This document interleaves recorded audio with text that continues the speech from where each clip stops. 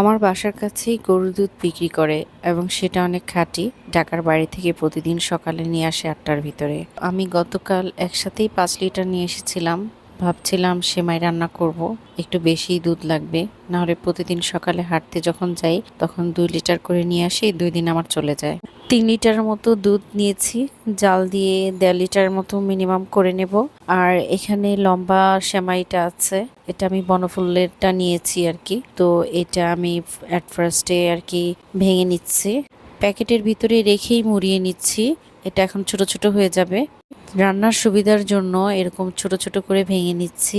Actually আমার শাশুড়ি মাকে দেখেছিলাম এভাবে ভেঙে নিতে, উনি এগুলো টেলে নিতেন, কিন্তু আমি আজকে একটু অন্যভাবে করতে চাচ্ছি। আমি জাস্ট ঘি নিব, ঘিতে এটা ভেজে নেব। প্যানে কিছুটা ঘি নিয়ে নিলাম আর তাতে এই সেমাইগুলো ভালো করে ভেজে নেব। আর এখানে যে ঘিটা দেখা যাচ্ছে, অ্যাকচুয়ালি এই ঘিটা কোনো পেজ থেকে আনা না বা অন্য কোনো দোকান থেকেও কেনা না, এটা হচ্ছে বাসায় বানানো।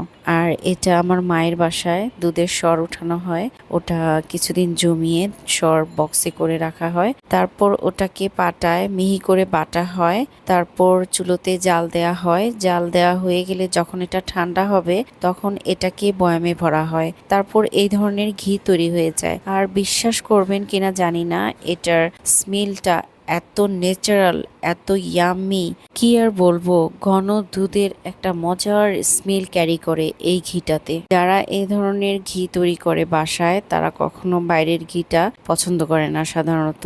আমার মা নিয়মিত এই ঘিটাই সবসময় মেক করার চেষ্টা করে। যাই হোক, হোমমেড ঘিয়ের রেসিপিটা বলতে বলতে আমার এদিকে সেমাই প্রায় হয়েই যাচ্ছে। ঘিতে ভালো করে সেমাইটা ভেজে নিলাম, তারপর জাল দেয়া দুধের মধ্যে সেমাইটা দিয়ে দিলাম। এখন সেমাইটা সিদ্ধ হয়ে দুধটা ঘন হয়ে এসেছে। তারপর আমি কিছুটা এখানে এলাচি গুঁড়া ছিল, সেই এলাচি গুঁড়াটা দিয়ে দিলাম, অনেক সুন্দর ফ্লেভার আসবে তার জন্য। এই তো আমার সেমাইটা কুক করা হয়ে গেছে। তো একটা সার্ভিং ডিশে সেমাইটাকে সার্ভ করে নিলাম আর এর উপর আমি পেস্তা বাদাম গার্নিশ করে দিয়ে দিলাম। এই ধরনের দুধে ভেজানো সেমাইটা অনেকে গরম গরম খেতে পছন্দ করে থাকেন, আবার অনেকে ফ্রিজে রেখে ঠান্ডা করে তারপর খেতে পছন্দ করেন। তো ইটস আপ টু ইউ। আর আমার শাশুড়িকে দেখেছি এই ধরনের সেমাই রান্না করতে, আর এটা আমার হাজবেন্ডেরও খুবই পছন্দের এই সেমাইটা। প্রায় এই ডেজার্টটা আমাকে বাসায় বানাতে হয়, যেহেতু এটা আমার হাজবেন্ডের খুবই পছন্দের।